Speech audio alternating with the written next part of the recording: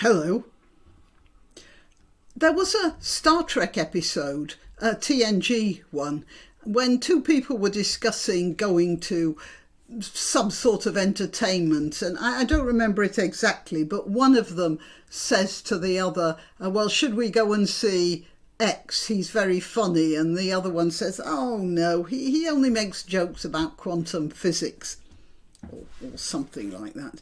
And the premise of the whole idea was that by the time TNG is happening, people are so well educated, so advanced, that they understand enough about quantum physics to find jokes about physics funny.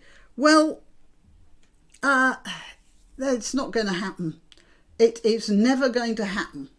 People just remain, look, we're in the middle of a bloody, cruel, self-destructive war going on in Eastern Europe right now. We're just back to chimpanzees there.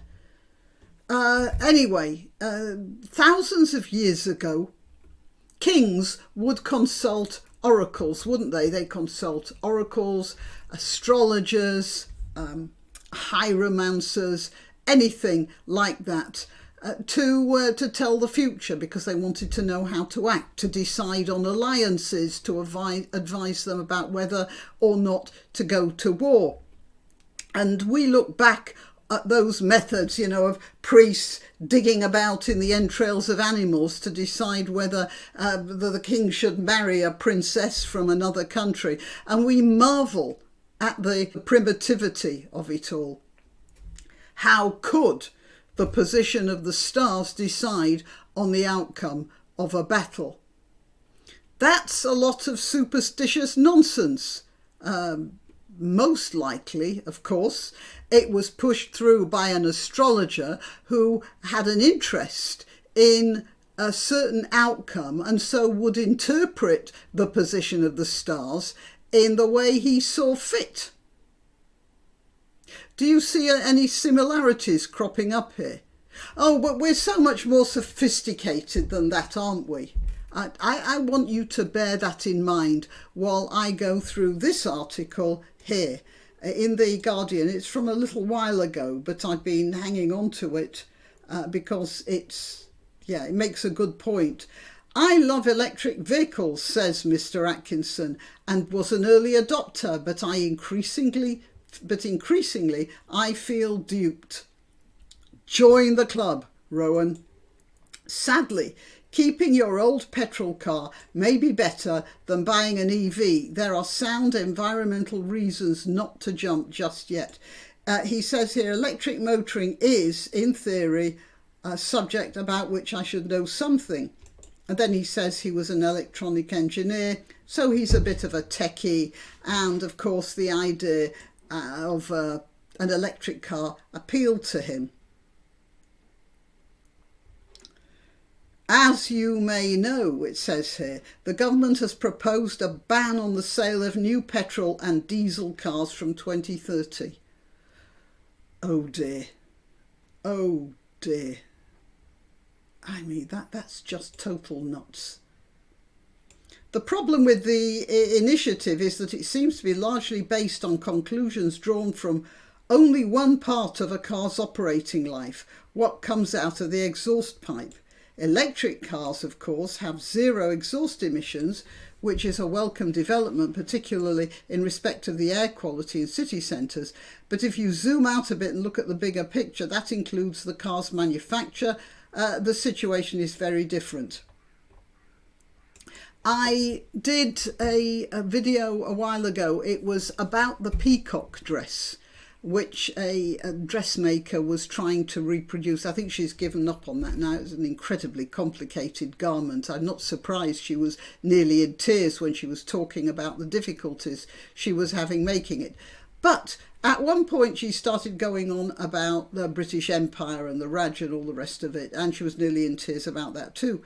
And at the end of that video, I played a little clip from a video taken by some people who were going around interviewing child workers on the scrap heaps in an African state. And this 13-year-old kid was there every day picking out bits of copper and God knows what other metals, some of which would have been very dangerous for him to be exposed to for any length of time. And that was his life. And all of that has to do with electronic parts for various machines, including the computer I'm using here, but especially electric cars. They use a lot of that stuff, and the batteries use a lot of forced labour, products that come from forced labour. Unsurprisingly, a lot of effort is going into finding something better.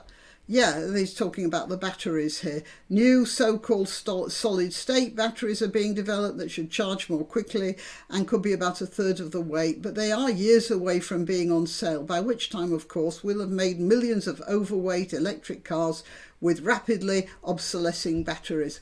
You know, people stopped using horses because they could get cars cheaper and they were more efficient.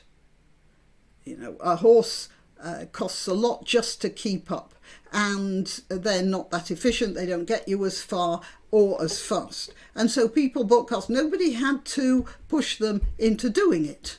They just did it because it made sense. In this case, the government have things exactly the other way round.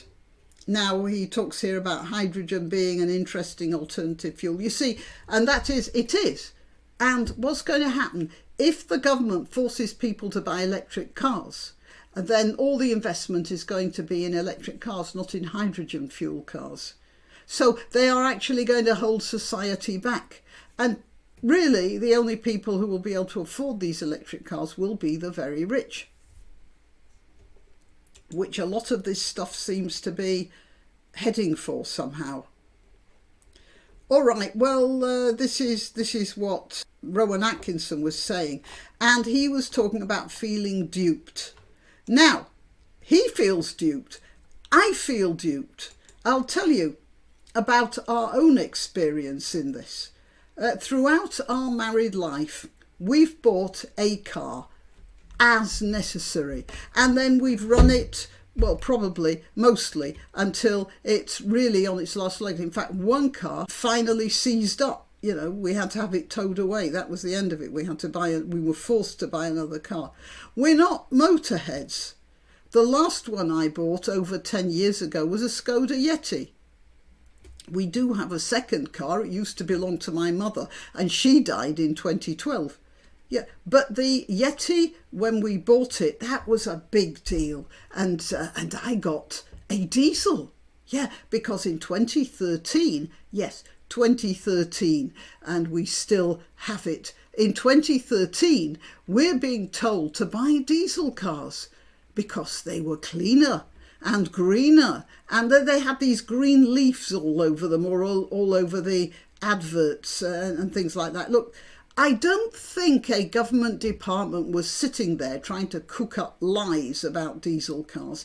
I don't think there was a grand plan. You know, hey, Tristram, how about we tell all those middle-class car buyers that the diesel is the future and all green and everything, and when they've done that, we discover diesel isn't really that green after all, then we can soak them for an emissions tax or force them to buy new cars which will keep the industrial wheels turning. No, I don't think it was that at all. First of all, I'm coming round to the opinion that governments are constitutionally unable to see even as much as 2 years ahead, never mind 5 or 10. No, the government were dishing out that advice based on figures supplied to them by the liars at Volkswagen. Skoda are really basically Volkswagen cars. And they were at least in 2013. And the liars in Volkswagen were changing their stats more often than Jonah Hill. And therein lies the problem. Although there'll be some propaganda, The point is that the government is made up of people who are office workers and who in one way or the other have quotas to fulfill, boxes to fill and targets to reach. And that's where things go wrong. We're not so much being duped by the government as being defrauded by their advisors. And when the various branches of government get that information, they pass it on to us. It isn't any different from the information your next door neighbour might give you over the garden fence, but the government give it to you with more self-assurance. And as governments get more and more power, the misguided instructions based on distorted information they're getting from astrologers and hieromancers and those guys with their up to their elbows in pigs' livers or whatever, that's going to multiply, leading us, of course, to trust absolutely nothing governments tell us. And equally, of course, tempting governments to apply force in order to make us comply with the good advice they got from some organisation with an agenda, like those astrologers with the agenda. It's a social problem we are going to have to work out now. We're going to have to figure out how we deal with that. Automatically not believing the government isn't the answer. It's the government automatically believing their sources that's the answer. And, well, we've got to find out if the governments are serious about understanding the difference between the lies fed them by the people with the agenda and what is in actual fact the case. And a lot of these green rules are, well, to my mind, symptomatic of the fact that governments aren't interested in that. Okay, well, I've been Granniopteryx. I'm on YouTube, Rumble, BitChute and Minds. I'm also on Twitter and Gab. Please like this video. Please share it. Please subscribe. If you're on YouTube, check you're still subscribed. And all the links are in the description, including links to donation channels if you care to use them. And till next time. Why not treat yourself or a favoured relative or friend to these magnificent examples of merch? The mugs and t-shirts come in the Granniopteryx design or Granbo with a firearm or the more deadly knitting needles. Go to www.granniopteryx.com and whatever platform you're watching this on, please click like, subscribe and share.